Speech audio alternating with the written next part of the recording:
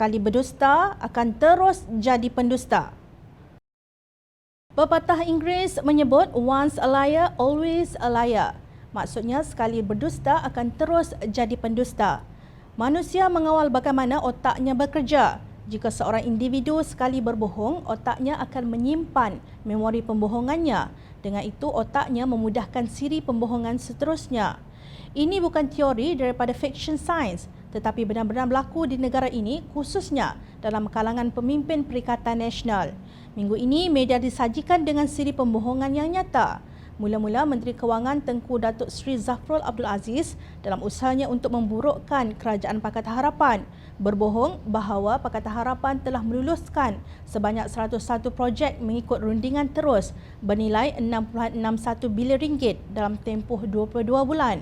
Namun, apabila dibuka senarai 101 projek itu, ternyata rundingan terus Pakatan Harapan hanya 0.07% daripada keseluruhan perolehan kerajaan iaitu RM352 juta, bukan 1.4% atau RM6.61 bilion.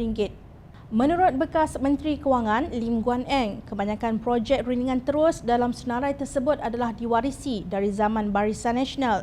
Bezanya, Pakatan Harapan telah meneruskan projek-projek ini dengan pemotongan kos yang menghasilkan penjimatan yang ketara. Jelas Guan Eng, semasa pentadbiran Pakatan Harapan selama 22 bulan, sebanyak 99.93% daripada jumlah keseluruhan perolehan telah ditawarkan melalui kaedah tender dan bukannya rundingan terus. Perikatan Nasional berdusta kerana meletakkan projek Barisan Nasional sebanyak RM6.258 bilion sebagai projek rundingan terus zaman Pakatan Harapan. Turut menularkan pendustaan itu ialah Menteri Alam Sekitar yang juga Timbalan Presiden PAS, Datuk Seri Tuan Ibrahim Tuan Man. Menurut beliau, Kerajaan Pakatan Harapan dilondehkan sekali lagi oleh Tengku Zafrul. Rakyat tentu terkejut dengan pendedahan tersebut kerana selama ini Pakatan Harapan melaungkan slogan tiada projek runding terus.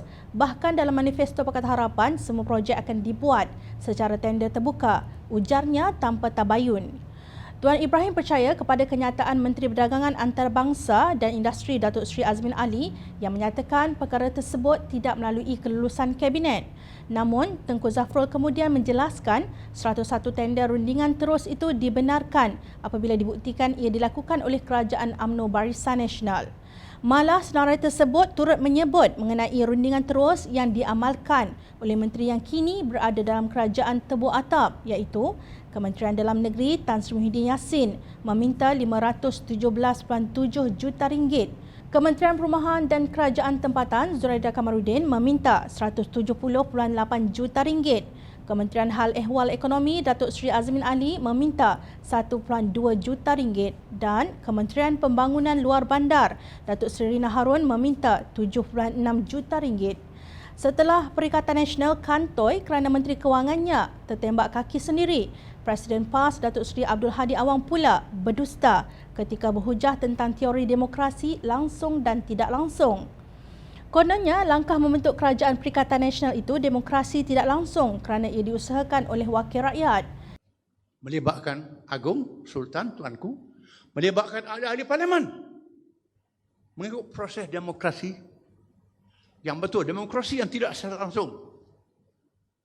Misalnya ada demokrasi langsung pilihan raya, demokrasi tak langsung, ini tak langsung melalui wakil-wakil rakyat.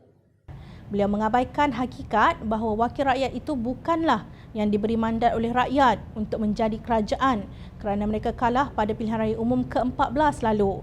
Lebih dahsyat lagi apabila pendustaan tentang teori demokrasi itu dibungkus dengan kisah Nabi Muhammad SAW dengan termeteranya Piagam Madinah. Dusta ditepek di atas dusta. Atap yang ditebuk terus bocor dengan pendustaan demi pendustaan.